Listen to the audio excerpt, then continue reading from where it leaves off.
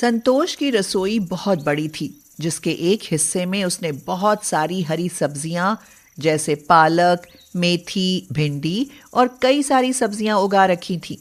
भगवान की कुछ ऐसी कृपा थी कि ठंड में उसकी रसोई हमेशा हरी भरी रहती थी। कुछ दिनों बाद उसके बेटे जितेश की शादी आरोही के साथ हुई।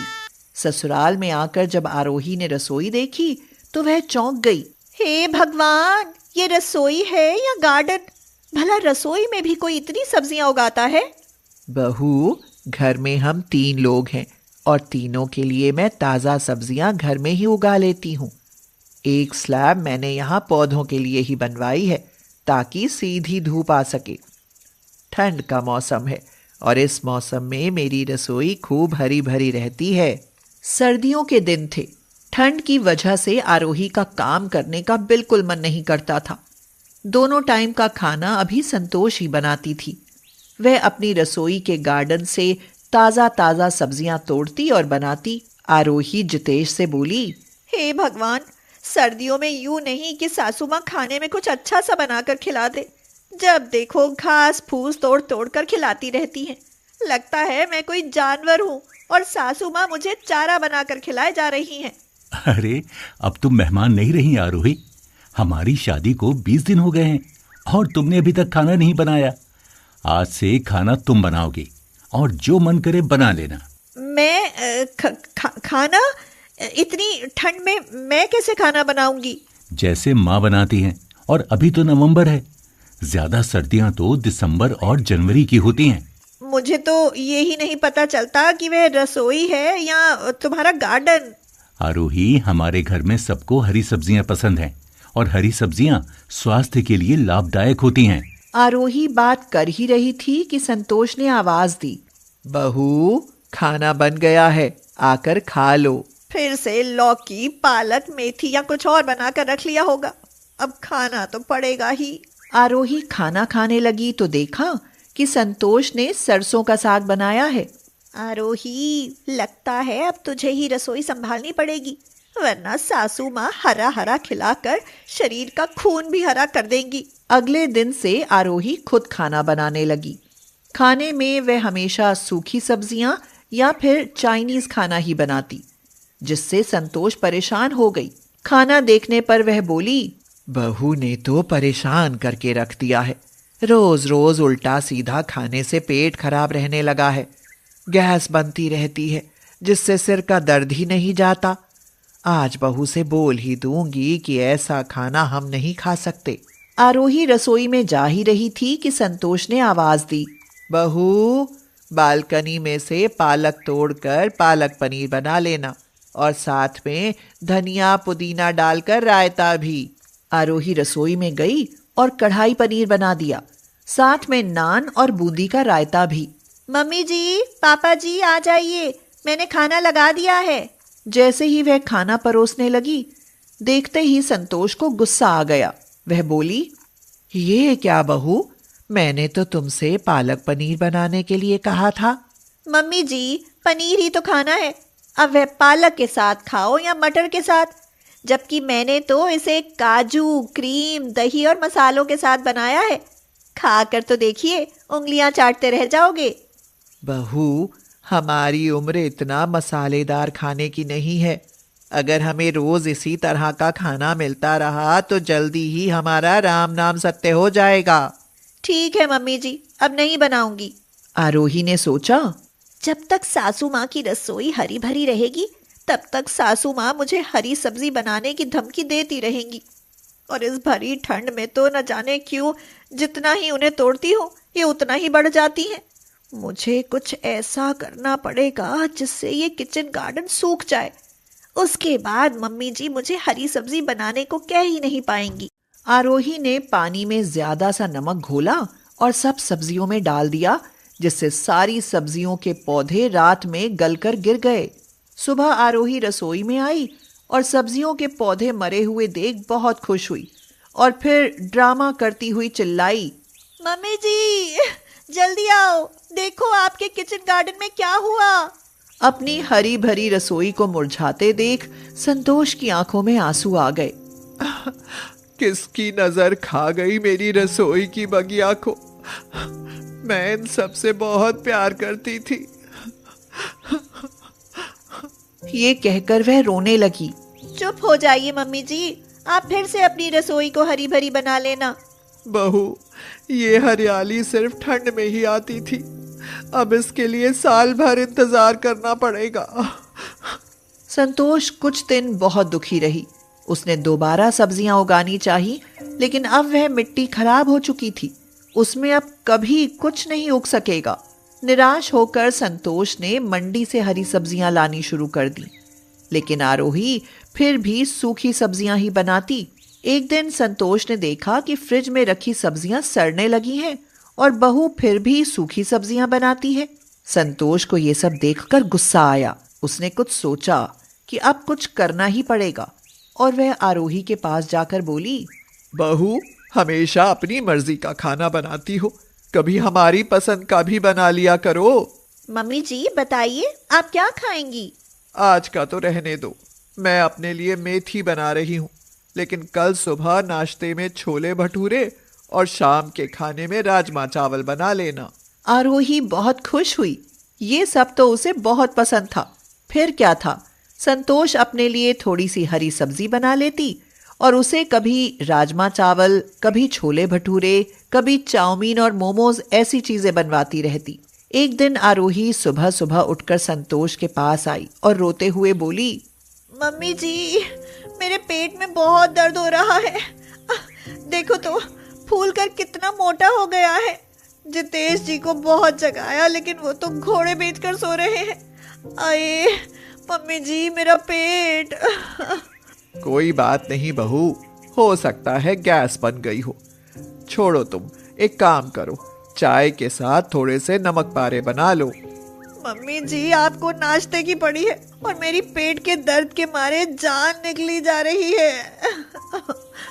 आरोही का दर्द बढ़ता ही जा रहा था। जब हालत ज्यादा बिगड़ गई तो वह बेहोश होकर गिर पड़ी। संतोष ने जब उसे गिरते देखा तो वह चीख पड़ी। उसकी चीख सुनकर जितेश की आंख खुल गई और वह आरोही को हॉस्पिटल लेकर दौड़ा। देखिए, इनके पेट में बहुत ज्यादा गैस बनी हुई है। ये दिमाग से गैस टकराने की वजह से बेहोश हुई थी। खून की भी बहुत ज्यादा कमी है। लगता है ये खाना नहीं खाती। आरोही को होश आ चुका था। खाना तो मैं तीनों टाइम अच्छे से खाती हूँ, वो भी ताजा। तो पौष्टिक खाना नहीं खाती होंगी, इसीलिए तुम्हारे पेट में कब्ज है। तुम्हें चाइनीज सूखी सब्जियों से परहेज रखना पड़ेगा। तुम्हें हरी सब्जियां खाने की जरूरत है, तभी तुम्हारा खून बढ़ेगा और पेट की समस्या भी ठीक होगी। देखो, दोबारा इस तरह दिमाग पर गैस का अटैक हुआ तो तुम्हारे दिमाग की नस भी फट सकती है, जिससे तुम्हारी जान जा सकती है। क्या? नहीं नहीं, मैं अभी मरना नहीं चाहती। अभी मैंने इस दुनिया में देखा ही क्या है। डॉक्टर साहब, आज के बाद मैं सूखी सब्जियां खाना छोड़ दूंगी, केवल हरी सब्जी खाऊंगी।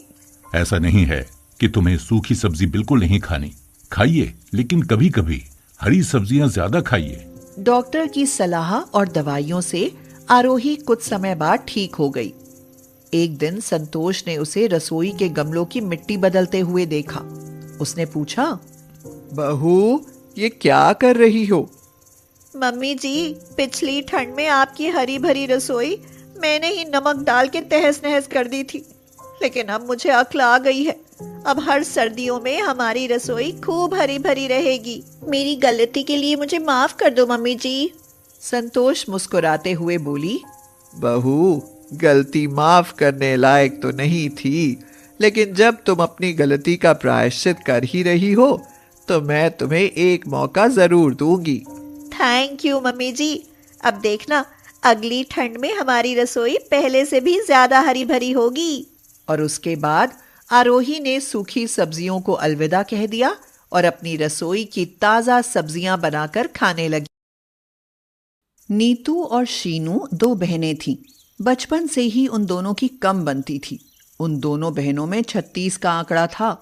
अंदर से शीनू के चीखने की आवाज आई, तेरी हिम्मत कैसे हुई मेरा बैग खोलने की?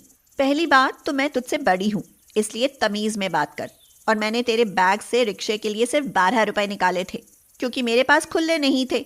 उनकी माँ विमला बोली, शीनू, नीतू तेरी बड़ी बहन है, कुछ तो तमीज रख। माँ, आपको तो आदत है हमेशा इसका फेवर लेने की, और ज्यादा बड़ी नहीं है ये, केवल 1 साल ही तो बड़ी है। ये कहकर शीनू अपने कमरे में चली गई। माँ, तुम भी किसे समझा रही हो? इसकी समझ में नहीं आने वाला। पता नहीं इसे कब अक्ल आएगी। शुक्र करो अभी तुम्हारी भाभी नहीं है, वरना ये तो उसका जीना मुश्किल कर देती। माँ, मुझे भी डर लगता है, अगर ससुराल में मुझे भी शीनू के जैसी ननद मिल गई तो क्या होगा? ननद तो होती ही लड़ने के लिए है। जानती है, जब तुम्हारी बुआओं की शादी नहीं हुई थी तब वो तुम्हारे पिताजी को भड़का कर मेरी खूब पिटाई करवाती थी। नीतू जब अपनी माँ के मुंह से अपनी बुआओं का अत्याचार सुनती थी तो उसकी रूह कांप उठती थी। कुछ समय बाद नीतू का रिश्ता विवेक के साथ पक्का हो गया। विवेक की एक बहन थी, राशि। नीतू अपनी माँ से बोली, माँ, मुझे डर लग रहा है। डर? कैसा डर? माँ, विवेक की बहन भी शीनू जैसी हुई तो? हुई भी तो कौन सा उम्र भर तेरे साथ रहेगी? अरे शादी होकर वो तो ससुराल चली ही जाएगी ना। माँ, मुझे तो ऐसा लगता है कि वो मेरी सास बनकर रहेगी, क्योंकि सासू माँ तो है नहीं, घर में उसी की चलती होगी। ससुर जी तो बिल्कुल शांत बैठे थे, जैसे कुछ जानते ही ना हो। पहले से ही मत डर, जो होगा देखा जाएगा। नीतू के दिमाग में दिन रात यही चलता रहता कि कहीं उसकी ननद भी उसकी बहन जैसी ना हो। बाकी रही सही कसर शीनू पूरी कर देती और कहती रहती, पूरी हीरोइन है तेरी ननद, तुझे तो वह गवार समझती होगी। मान मत मान, मुझे तो ऐसा लगता है तुझे पसंद भी इसीलिए किया होगा कि तू गवार सी जो दिखती है, कम से कम उससे दब कर तो रहेगी। शीनू, बस कर, बहुत हो गया। तेरी ननद नहीं है तो इसका मतलब ये नहीं कि तू मेरी ननद को कुछ भी कहेगी। समय गुजरता गया और वह समय भी आ गया जब नीतू विवेक के घर दुल्हन बनकर पहुंच गई। ससुराल पहुंचने से पहले नीतू ने देखा कि विवेक की आंखों में आंसू थे। उसने पूछा, अरे आपकी आंखों में आंसू? क्या हुआ विवेक? विदा होकर तो मैं अपने घर से आई हूँ, रोना तो मुझे चाहिए और रो आप रहे हैं। नीतू, अगर आज माँ होती तो दरवाजे पर हमारे स्वागत के लिए वो तैयार खड़ी होती, लेकिन ये सब तो भगवान की मर्जी से होता है। शायद भगवान ऐसा ही चाहते हो। आप दुखी मत हो। लेकिन घर का नजारा तो कुछ और ही था। राशि ने उनके स्वागत की सारी तैयारियां की हुई थीं। राशि ने सारी रस्मों के साथ अपनी भाभी का स्वागत किया और कहा, भाभी, माँ नहीं है, इसलिए मुझे जैसा ठीक लगा मैंने वैसा किया, ताकि आपके मन में कोई अरमान न रह जाए। कोई कमी रह गई हो तो मुझे माफ कर देना। राशि की बात सुनकर नीतू का मन भर आया। वह बोली, इतना अच्छा स्वागत तो मैंने आज तक किसी का नहीं देखा। तुमने कोई कमी नहीं छोड़ी राशि, मैं बहुत खुश हूँ। राशि उन्हें अंदर ले गई। नीतू देखती थी कि राशि उसकी बहुत परवाह करती है। उस घर में सब कुछ नीतू की पसंद पूछकर किया जाता था।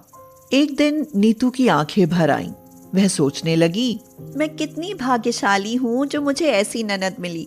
बस अब राशि के हाथ पीले हो जाएं तो मैं भी अपना कर्तव्य पूरा करूं।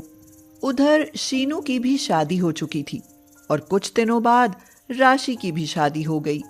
राशि के जाने के बाद नीतू को एहसास हुआ कि उसने अपनी ननद को ही नहीं बल्कि उसके रूप में बहुत सारे रिश्तों को भी खो दिया है। 2 साल बाद, विवेक, आज राशि आ रही है। जानते हो वह माँ बनने वाली है, इसीलिए मुझे बच्चे की शॉपिंग कराने ले चलो। अरे वो माँ बनने वाली है, अभी बनी नहीं है, इसलिए सही समय आने दो। मैं तुम्हारी शॉपिंग भी करा दूंगा। और तुम्हारी बहन भी तो प्रेग्नेंट है, सुना है कि उसको जुड़वां बच्चे हैं, कुछ उसका भी ध्यान है? हाँ, दोनों का 7वां महीना है। बस दोनों सही सलामत अपने बच्चों को जन्म दे दें, भगवान से मेरी यही प्रार्थना है। और हमारा बच्चा? शायद अभी हमारी किस्मत में बच्चा नहीं है, इसलिए हुआ नहीं। होगा तो मिल ही जाएगा।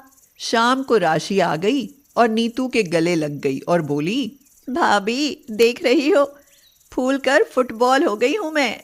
अरे हाँ राशि, तुम तो सचमुच फूल कर बलून हो गई हो। लगता है ऋषभ बहुत ख्याल रखते हैं तुम्हारा। अरे भाभी, ये सब इस बेबी की करामात है। खैर छोड़ो, बहुत हुआ हंसी मजाक, अब सीरियस बात करते हैं। भाभी 3 साल होने को हैं, आपने अभी तक कंसीव नहीं किया। अब और इंतज़ार नहीं होता मुझसे। मैं चाहती हूँ कि जब मैं इस घर में आऊँ तो कोई बुआ बुआ कहकर मुझसे लिपट जाए। अब कोई बहाना नहीं, हम कल आपके चेकअप के लिए चल रहे हैं बस। इस बार मेरे यहाँ आने का यही मकसद है। अगले दिन राशि, विवेक और नीतू डॉक्टर के पास पहुंच गए। सारी जांच होने के बाद पता चला कि वह कभी मां नहीं बन पाएगी।